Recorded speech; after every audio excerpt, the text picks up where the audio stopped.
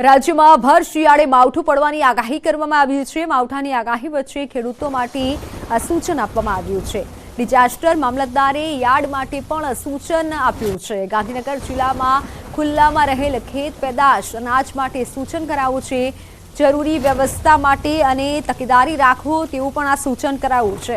તકેદારી માટે સંબંધિત અધિકારીને સૂચના અપાઈ છે। નોંધનીય છે કે આગામી 8 અને 9 જાન્યુઆરીએ રાજ્યના કેટલાક વિસ્તારોમાં માવઠાની આગાહી છે।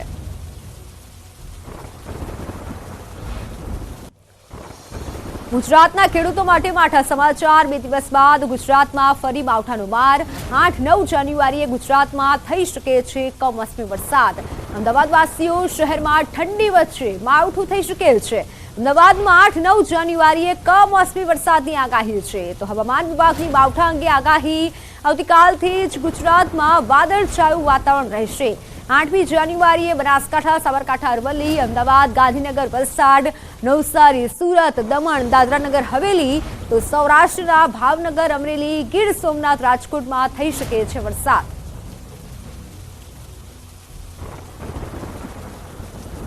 हल्की रेन के चांसेस है वो है डे 3 और डे 4 और जो मतलब कारण होंगे ये है कि एक ट्रफ लाइन है जो साउथ गुजरात रीजन से होकर गुजर रही है, जिसके कारण ये डे 3 और डे 4 में बारिश होंगी आइसोलेटेड प्लेसेस में, सौराष्ट्र और गुजरात दोनों रीजन में। और जो मतलब कुछ डिस्ट्रिक्ट हैं जहाँ पे हल्के रेन होने के चांसेस हैं आइसोलेटेड प्लेसेस में, वो डिस्ट्रिक्ट हैं डे 3 के लिए बनासकांठा, साबरकांठा, अरावली, अहमदाबाद, गांधीनगर और वलसाड़, नवसारी, सूरत, दमन, दादरा नगर हवेली। और जो सौराष्ट्र के रीजन के डिस्ट्रिक्ट हैं वो है भावनगर, अमरेली, गिर सोमनाथ और राजकोट। 9મી જાન્યુઆરીએ ગુજરાતમાં માવઠું થઈ શકે છે। 9મી અમદાવાદમાં પણ વરસાદ થઈ શકે છે। 9મી અમદાવાદ ઉપરાંત ગાંધીનગર, વલસાડ, નવસારી, આણંદ, દાદરાનગર હવેલી અને સૌરાષ્ટ્રના અમરેલી, ગીર સોમનાથમાં માવઠાની આગાહી કરાઈ છે। 2 દિવસ બાદ ઠંડીમાં આંશિક રાહત મળી શકે છે। तो डे 4 में जहाँ पे मतलब हल्की रेन होने के चांसेस हैं वो रीजन है गुजरात रीजन के, वो डिस्ट्रिक्ट हैं अहमदाबाद, गांधीनगर, वलसाड़, नवसारी, आनंद और दादरा नगर हवेली। और जो सौराष्ट्र रीजन है उसके डिस्ट्रिक्ट हैं अमरेली, गिर सोमनाथ। તો કબૂતરબાજી કેસમાં નવા ખુલાસા થયા છે। સીઆઈડી ક્રાઇમની તપાસમાં ઘટસ્ફોટ થયો છે। તમામ મુસાફરોએ અલગ અલગ કારણ રજૂ કર્યા છે। દેવું થઈ જવાથી અમેરિકા તરફ પ્રયાણ કર્યું, તો કોઈએ કીધું છે ખાલિસ્તાની સમર્થક હોવાનું કારણ પણ રજૂ કરાયું છે। કેટલાકે પ્રેમ પ્રકરણનું કારણ રજૂ કર્યું છે। ફ્લાઇટ વિશે માહિતી મંગાવાઈ, ક્યાંથી ઉપડી, ક્યાં ગઈ તેની પણ માહિતી મંગાવાઈ છે। તો રૂપિયાની લેવડ દેવડ અંગે પણ તપાસ થઈ રહી છે। ઝડપાયેલા તમામ એજન્ટની સઘન પૂછપરછ થઈ રહી છે। આર્થિક વ્યવહાર વિશે માહિતી મેળવાઈ રહી છે। ફ્રાન્સ પોલીસે ખાનગી ફ્લાઇટ રોકી હતી। ગુજરાતના 66 મુસાફરો પહોંચવાના હતા અમેરિકા।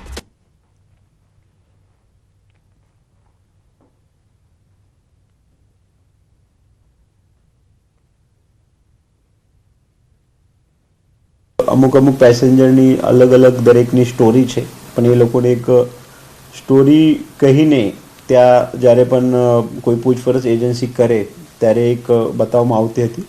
આમાં 2-3 પ્રકારની અલગ અલગ સ્ટોરી છે। આમાં અમુક સ્ટોરી એવું છે કે અમારા ઉપર દેવું થઈ ગયેલ છે અને ત્યાંના જે લેન્ડલોર્ડ છે અથવા જમીનદાર છે એ અમારા ઉપર દબાણ કરે છે, એ રીતની ખોટી સ્ટોરી બતાવે છે। અમુકમાં કોલેજમાં છે અને અમારું પ્રેમ પ્રકરણ લવ અફેર છે અને આમાં સામેની ફેમિલી ઉપરથી અમારા ઉપર દબાવ આવે છે।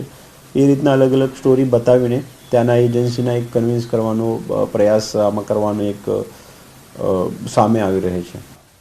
સીઆઈડી ક્રાઇમ ગુજરાત પોલીસ તરફથી હાલ આ એજન્ટ્સ જે છે એ લોકોની એક સઘન પૂછપરછ કરવામાં આવે છે અને અત્યારની અહીંયાના જે એજન્ટ છે એની આમાં શું ભૂમિકા છે, બીજા આમાં કોણ લોકો ઇન્વોલ્વ છે, પૈસાનું ટ્રાન્ઝેક્શન કેવી રીતે ચાલતો હતો તે બાબતે તપાસ ચાલુ છે।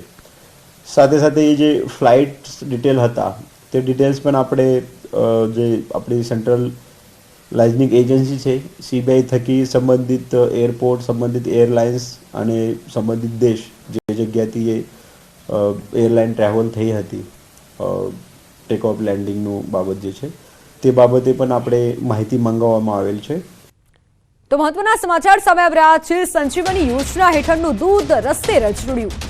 દાહોદ જિલ્લાના ગરબાડાની આ ઘટના જિલ્લા ICDS વિભાગની ઘોર બેદરકારી સામે આવી છે. કુપોષણ મુક્ત બનાવવા યોજના શરૂ કરાઈ છે. દાહોદ જિલ્લો કુપોષણ મુક્ત બનવાનો હેતુ હતો, પરંતુ સંજીવની યોજનાનું દૂધ ફેંકી દેવાતા સવાલ ઉઠી રહ્યા છે. થોડા સમય અગાઉ અન્ય ગામોમાં પણ આ જ રીતે અન્ય ગામોમાં સંજીવની યોજનાનું દૂધ ફેંકેલી હાલતમાં જોવા મળ્યું હતું. ત્યારે હવે ફરી ફેંકી દેવાતા સવાલો ઉઠી રહ્યા છે.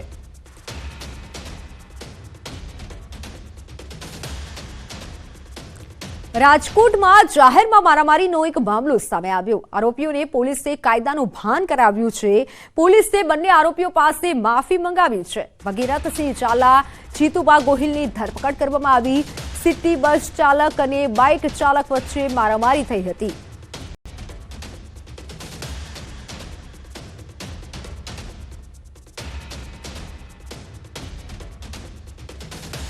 પોલીસે બંને આરોપીઓને માફી મંગાવી છે અને કાયદાનું ભાન કરાવ્યું છે. ભગીરથસિંહ ઝાલા અને જીતુબા ગોહિલની ધરપકડ કરવામાં આવી છે. આ વિડીયો વાયરલ થઈ રહ્યો હતો રાજકોટનો, કે જ્યાં મારામારી કરી રહ્યા છે બંને યુવકો.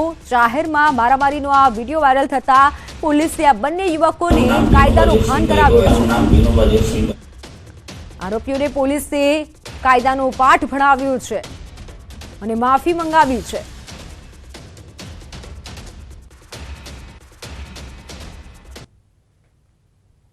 મારું નામ વિનોબા દેવસિંહભાઈ ગોયલ, રહેવાનું છે જાગનાથમાં. મારું નામ ભગીરથસિંહ ઝાલા, રહેવાનું રેલનગર. હું આજે રોજ સબકોરના 12 વાગ્યાની આસપાસ ડબરવટી ગોનરો તરફ જઈ રહ્યો હતો. એ દરમિયાન રાજકોટ સિટી બસ સામે આવે માથે નાખેલાથી ન જઈ બાબત બોલાચાલી થઈ હતી. એ વાર ન જઈ બાબત અમે બે ઝઘડો કરી અને ગુસ્સામાં આવીને બે બાબતે મેં ઝઘડો કરેલો હતો.